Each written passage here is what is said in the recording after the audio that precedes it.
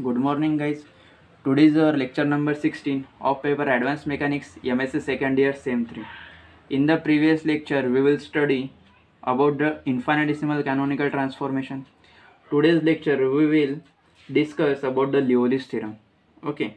Therefore, our first theorem is the Liouville's theorem. The Liouville's theorem are in two parts. First part is the conservation of density of a phasor space is conserved. It means that del rho by del t. काय show करायचं आहे आपल्याला? एखादी जर phasor space असेल, समजा आपण ही एक फेजर स्पेस कन्सिडर केली, ठीक आहे.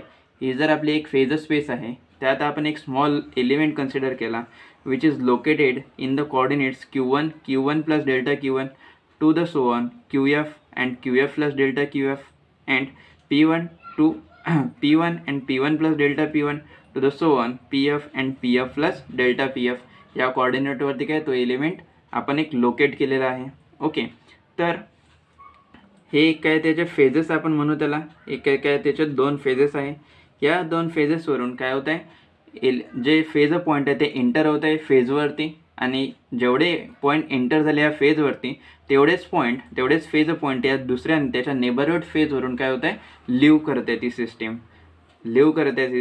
म्हणजेच त्या फेज पॉईंटची जी डेन्सिटी आहे ती काय राहते, तिथे कॉन्स्टंट राहते. कशावर? त्या फेजेसवरती त्या फेज पॉईंटची डेन्सिटी काय राहते, कॉन्स्टंट राहते.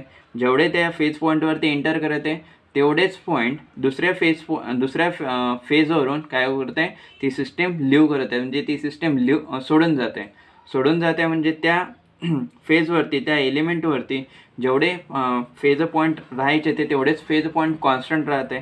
त्या फेज पॉईंटची जी डेन्सिटी आहे ते कॉन्स्टंट आहे. हा काय आपला फर्स्ट पार्ट झाला या लिओव्हिल्स थेरमचा. The conservation of density of a phase space is कन्झर्व्ड.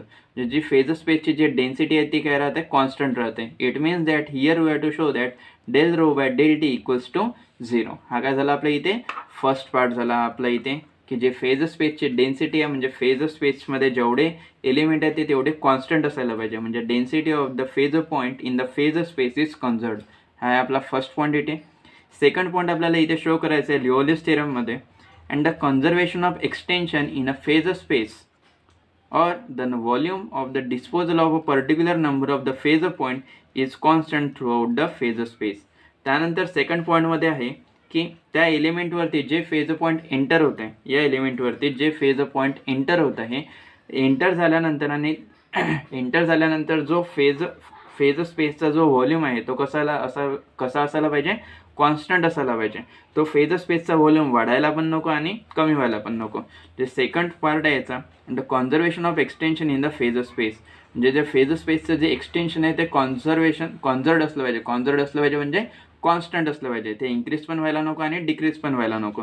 ते सेकंड पार्टमध्ये आपल्याला काय दाखवायचं आहे, d by dt of the delta v is equals to 0. What is the delta v? Delta v is the volume of this small element. What is the delta v? Delta v is the small volume of the small element. Statement read करतो एकदा लिओव्हिल्स थेरमचं लक्ष द्या.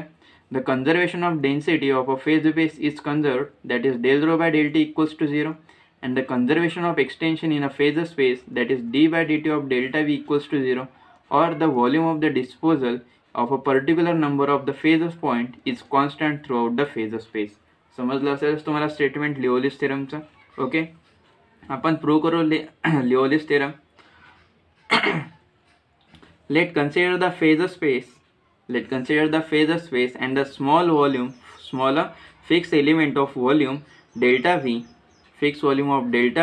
which is located at a point q1 and q1 plus delta q1 to the qf and qf plus delta qf, and p1 and p1 plus delta p1 to pf and pf plus delta pf. Okay. The number of the system located in the volume delta q1 to delta qf and delta p1 to delta pf changes as the coordinate and the moment of the system vary. System म्हटल्यापेक्षा आपण तिथं काय म्हणू, phasor point म्हणू. आणि हा जो volume दिलेला आहे तुम्हाला, आता हा जो एलिमेंट आहे हा 3D एलिमेंट आहे.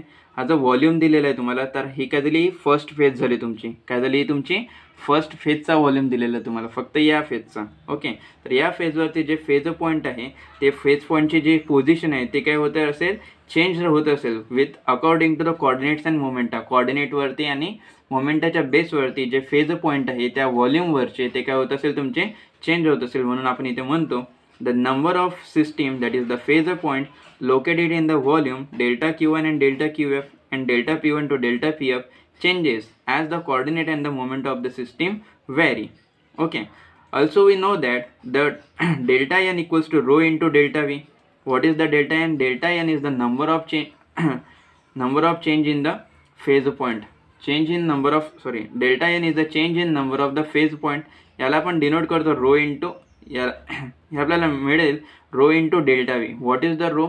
Rho is the density of the phase point and delta V is the volume of this element. Therefore, this delta V also can be written as rho into delta Q1 into delta Q2 up to the so on delta PF. This is the volume of this phase point. Therefore, we get the number of the phase point on this phase is equals to rho into delta Q1 into delta Q2 up to the so on delta PF, and this is our equation number 1. In time dt, the change in the number of system within their volume of a phase given by. आता काय म्हटलं आपण, in time dt इतक्या time मध्ये the change in the number of सिस्टीमला काय consider करू आपण, फेज पॉईंट कन्सिडर करू. The change in the number of the phase point within their volume of phase. जो व्हॉल्यूम आहे फेजचा, त्या व्हॉल्यूमच्या फेजच्या व्हॉल्यूमच्या अकॉर्डिंग इन टाइम dt जो फेज पॉईंटवरती चेंजेस होईल, तो आपण म्हणू शकतो इथे तो काय राहील, तो आपला d/dt of delta N equals to del rho by del T into dt into delta Q1 into delta Q2 up to the so on delta PF. And this is our equation number 1A. 1A काय सांगते आपल्याला equation, की in time dt मध्ये जो फेजवरती, जो first फेजवरचा जो point आहे तुमचे फेज पॉईंट, त्यावरती जो चेंज होणार आहे, व्हॉल्यूम चेंज झाला तर त्यावरती पण चेंज होईल. जो चेंज होणार आहे तो चेंज आपल्याला देतो इक्वेशन नंबर 1A. ओके,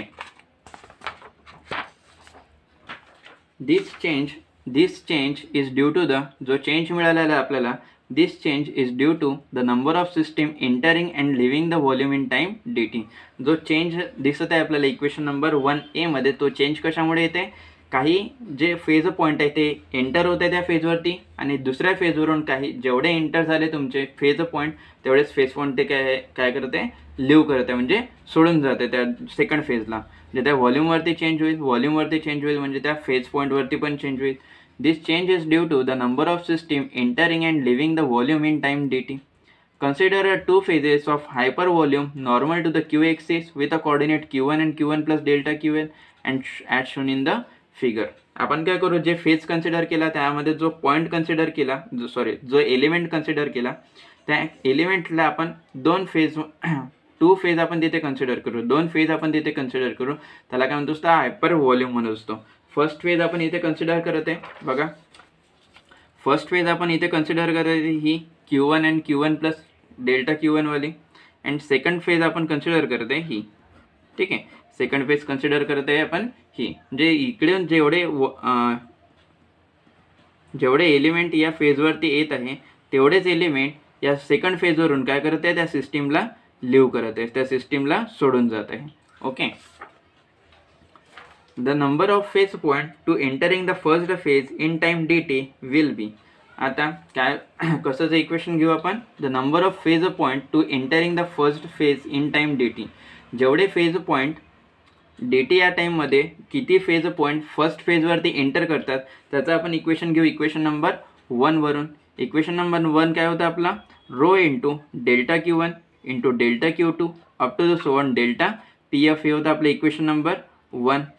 या इक्वेशन नंबर 1 वरून काय मिळत आहे आपल्याला, डेल्टा Q1 या फेजवरती एंटर होणाऱ्या फेज पॉईंट आपल्याला काढायचे. तर जे फेज पॉईंट आहे त्या फेज पॉईंटची जी वेलॉसिटी आहे ती काय, आपली वेलॉसिटी आहे तुमची Q1 dot into dt. Velocity आहे तुमची फर्स्ट फेजसाठी Q1 dot into D T. कोणाची वेलोसिटी आहे तुमची? फेज पॉईंटची. जिथे या डेल्टा Q1ला काय रिप्लेस करू शकतो तुम्ही? डेल्टा Q1ला रिप्लेस करू शकतो तुम्ही Q1 डॉट इंटू डी टीने. म्हणजे आपल्याला इक्वेशन 2 मिळेल rho into Q1 dot into D T into delta Q2 up to the sworn delta Q1 into delta P1 up to the sworn delta PF. And this is our equation number 2. आणि हे equation number 2 आपल्याला काय देत आहे की first फेजवरती किती phase point आहे ते इन टाइम डी टी ते आपल्याला इक्वेशन नंबर 2 सांगत आहे. Where rho and QI dot are the density and the velocity of the point at Q1 up to the so on PF and the number of phase point leaving the second phase in time dt will be. आता एवढे जे phase point आहे ते या first फेजवरती enter केलेले आहे, तर त्याच टाईमला सेकंड फेजवरून काय होतील तेवढेच एलिमेंट काय होतील लिव्ह करून जातील ती सिस्टीम. म्हणजेच त्याचं इक्वेशन मिळेल आपल्याला rho plus del rho by del Q1 into delta Q1 into Q1 dot plus delta Q1 dot upon del QI into delta QI into dt into delta Q2 up to so on delta QF delta P1 up to so on delta PF. And this is our equation number 3. आता बघा जी system आपण consider केली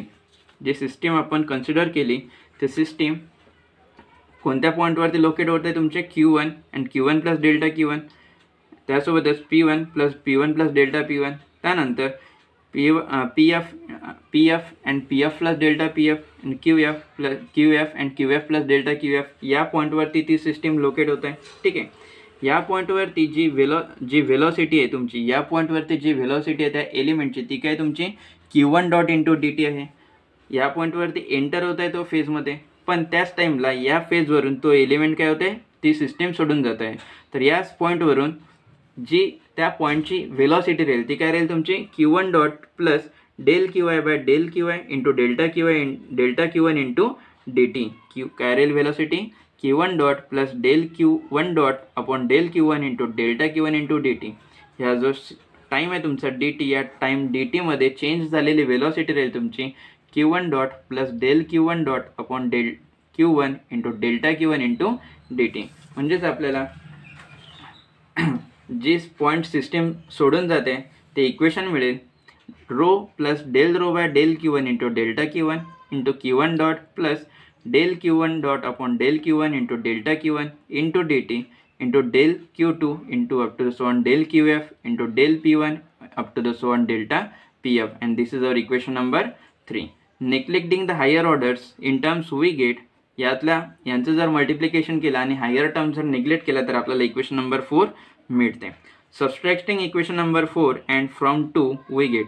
equation number 4 आणि equation number 2चं जर तुम्ही subtraction जर घेतला तर काय मिळेल तुम्हाला minus of in bracket rho into del Q1 dot upon del Q1 plus Q1 dot into del rho upon del Q1 into D T into delta Q1 up to the sworn delta QF delta P1 up to the so on delta PF. and this is our equation number 5. okay, this is our equation number 5. and similarly हे कशासाठी झालं आपलं, हे झालं आपलं Q1 साठी. Okay. Similarly for the P1 coordinates we get, हे झालं आपलं Q1 कोऑर्डिनेटसाठी. आता आपण घेऊ P1 कोऑर्डिनेटसाठी.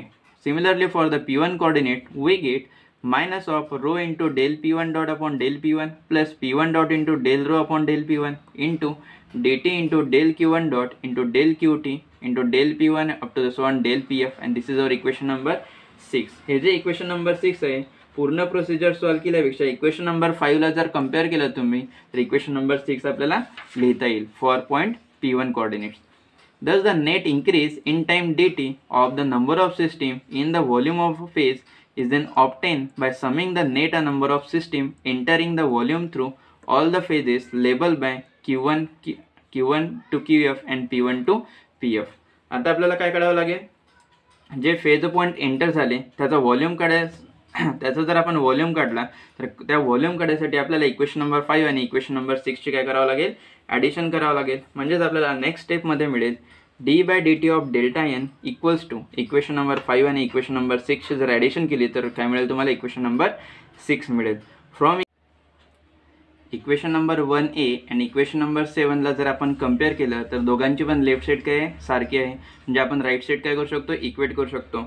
Therefore in the next step we get del rho by del t into dt into delta Q1 to delta PF equals to summation where I varies from 1 to F summation where I varies from 1 to f in bracket delta into del qi dot upon del qi plus del pi dot upon del pi plus del rho by del qi dot into qi dot plus del rho by del pi dot into delta pi into dt into del q1 up to the so on delta pf. आता बघा left साईडला आणि right साईडला दोन्ही साईडला काय आहे dt into delta q1 to delta pf dt into delta q1 to delta pf common आहे, म्हणजे ते काय करेल एकमेकांना कॅन्सल करेल. तर ते कॅन्सल झाल्यानंतर आपल्याला काय मिळेल इक्वेशन नंबर 8 मिळेल. But we know that the Hamiltonian canonical equation of motion काय सांगते आपल्याला Hamiltonian canonical equation of motion q1 dot equals to del H upon del P and p1 dot P I dot equals to minus of del H upon del Q okay. Therefore from the Hamiltonian canonical equation of motion आपण म्हणू शकतो differentiate the Hamiltonian canonical equation of motion. जे Hamiltonian canonical equation आपण पाहिले होते त्यांना जर आपण डिफरन्शिएट केलं with respect to Q and P A then we get del qi dot upon del qi equals to minus of del pi upon del pi equals to del 2h upon del pi into delta qi. काय आपल्याकडे equation Hamiltonian canonical equation बघा qi dot equals to del h upon del pi del h upon del pi हे आपलं कॅनॉनिकल equation आहे. Okay, याला काय करायचं आहे आपल्याला qi सोबत जर आपण याला डिफरन्शिएट जर केलं तर आपल्याला मिळेल del qi dot upon del pi del qi dot upon del qi equals to del 2h upon del qi into del pi. Also जे सेकंड कॅनॉनिकल इक्वेशन आहे आपलं pi dot equals to minus of del h upon del del qi equals to याला जर आपण differentiate केलं with respect to pi तर आपल्याला मिळेल del pi dot upon del pi equals to del 2h upon del pi into del qi. यांची पण right hand side कशी आहे सेम आहे. जे लेफ्ट हँड साईड आहे त्या लेफ्ट हँड साईडला आपण काय करू शकतो ॲड करू शकतो. लेफ्ट हँड साईडला जर आपण ॲड केलं तर काय मिळेल आपल्याला del qi dot upon del qi equals to minus of del pi dot upon del pi. यावरून आपण लिहू शकतो del qi dot upon del qi plus del pi dot upon del pi equals to 0 लिहू शकतो आपण equals to 0 लिहू शकतो. Okay, आणि यावर जर आपण समेशन अप्लाय केलं तर काय मिळेल आपल्याला summation where I varies from 1 to f into del qi dot upon del qi plus del pi dot upon del pi dot upon del pi equals to 0 and this is our equation number 9. Substituting the value of this equation number 9 in equation number 8 we get del rho by del t equals to minus of summation where I varies from 1 to f into del rho dot upon del qi into qi dot plus del rho upon del qi into qi dot plus del rho upon del pi into pi dot into pi dot. But we know what is the qi dot. Qi dot is the time derivative of the coordinate and what is the pi dot. Pi dot is the time derivative of the momenta. Therefore it can be written as qi dot can be written as del qi by del t dqi by dt and pi dot can be written as dpi by dt. Therefore in the next step we get del rho by del t equals to minus of summation over I varies from 1 to f into del rho by del qi into dqi by dt plus del rho by del pi into dpi by dt, and this is our equation number 10. But if rho is a function of q, p and t and q and p is a function of t, then the total derivative of rho with respect to t is given by rho काय आपला function आहे coordinate momenta आणि time t चा. Therefore त्याला जर आपण differentiate केलं with respect to t तर काय मिळेल आपल्याला बघा d rho differentiation of the rho with respect to t equals to del rho by del qi into dqi by dt plus del rho by del pi into dpi by dt plus del rho by del t.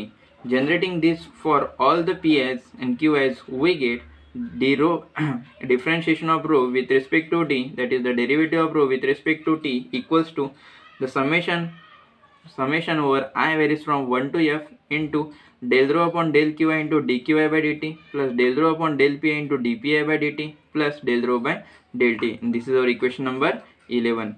Comparing equation 10 and 11, equation number 10 and 11ला जर तुम्ही compare केलं तर काय मिळेल तुम्हाला बघा.